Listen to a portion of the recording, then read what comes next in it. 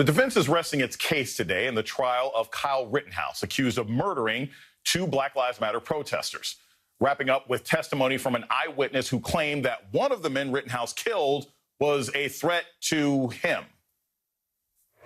As the first firearm goes off, Rosenbaum is already charging Kyle from behind, attempts to throw a bag at him, not sure what's inside of it. Rosenbaum is lunging towards him very clearly, and Kyle fires.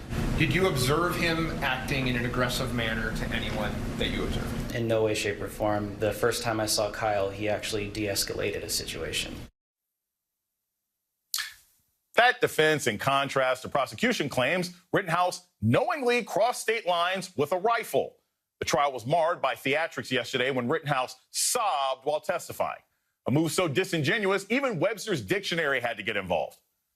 A very different image than what we saw when he was boldly walking through the streets of Kenosha, a town over 4 hours from his home, with an AR-15 that he obtained illegally. The trial resumes on Monday. The judge and lawyers will meet tomorrow to discuss legal issues. Remember, the defense has filed a motion for a mistrial. The judge has not yet ruled on that, but he sparred with the prosecutor yesterday and today questioned him about the look on his face. Is there something that I'm saying that draws the face that you're making? Go ahead, say what you want to say. I have to say, Your Honor, yesterday I was the target of your ire for disregarding your orders.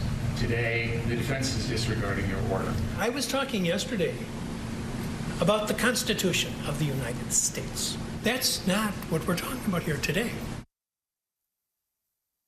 This judge has come under fire for bias. One lawyer who has appeared before him telling the Washington Post, quote, "If you get him, you are happy as a defense attorney."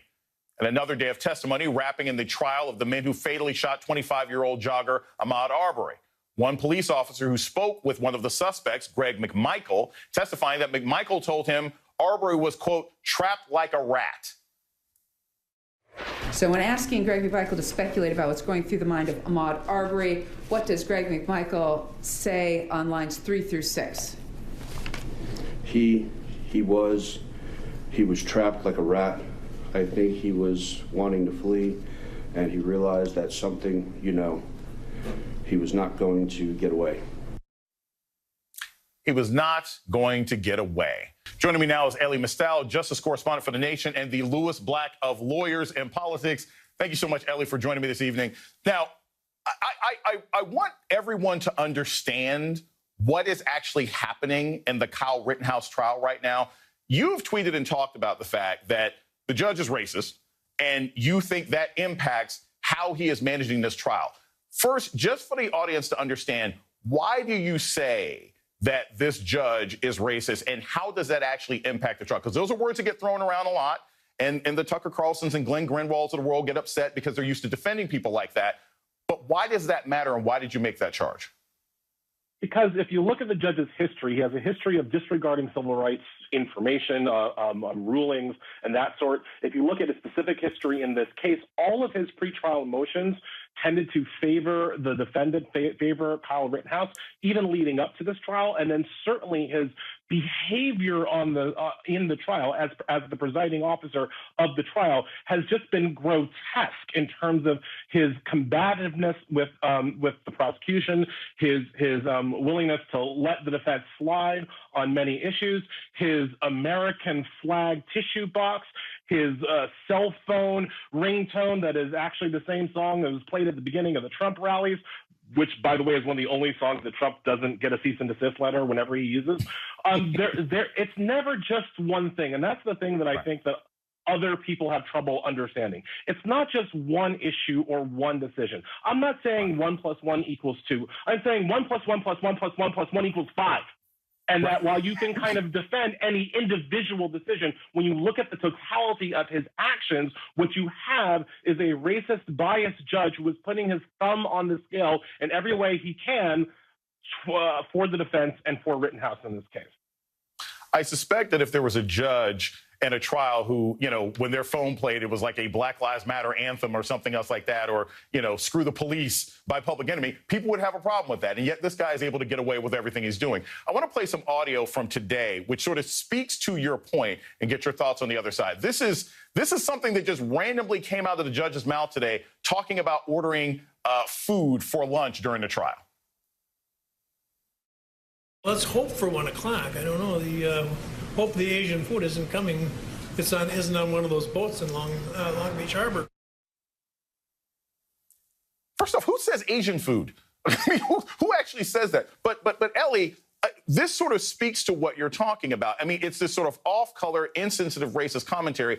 The first question that I think a lot of people have, whether or not they're following you or even if they're just picking up this trial, is what can be done about a judge like this? Because all of these things that you've laid out would seem to me be reason to call a mistrial or seek a change of venue, because clearly this guy has biases that are affecting the administration of this case.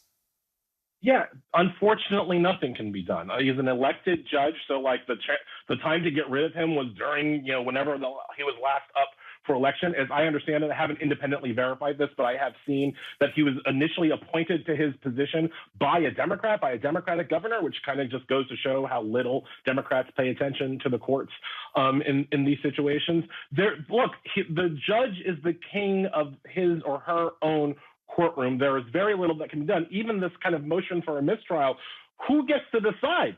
The judge gets to decide whether or not he is so prejudiced that he needs to order a mistrial. You think that's going to happen? And sure, there's a chance to appeal it. But remember, and this is another thing that people kind of forget, remember that generally mistrials favor the defense. Because what's going to happen on Friday is that the defense is asking for a mistrial and to dismiss the case with prejudice so that Rittenhouse can never be retried again. And if that motion gets denied, remember that if Rittenhouse is acquitted, that decision cannot be appealed because that would place Rittenhouse in double jeopardy. And that would be a violation of Rittenhouse's Fifth Amendment rights. So once you draw a biased, prejudiced judge in our state court system, there is very little you can do about it. And quite frankly, every African-American attorney I know knows that. I don't think the prosecution has been bad. All right, I think that sometimes Twitter's a little bit mean. I don't think they've been bad at their job, but I do think that they were not ready to go up against a judge that's not on your side, because usually prosecutors expect a judge to be on their side. It's, so if you look at the difference between this prosecution versus how Keith Ellison went at Derek Chauvin, right? Keith Ellison came out there with that defense trial energy, right? Like he had a dream team, he had defense, he was ready for anything. And I don't know that this prosecution team was ready to to deal with fighting not just Rittenhouse's defense lawyers, but also the judge. It's a huge problem. When the judge asks the entire room if there are any veterans here and demands that the entire room clap for a veteran, and the one veteran in the room happens to be the expert witness coming forth to testify on behalf of Kyle Rittenhouse, that's an example of a pretty biased courtroom. Ellie Mistel, thank you so much for your time. We will bring you back as we're going through the rest of this trial.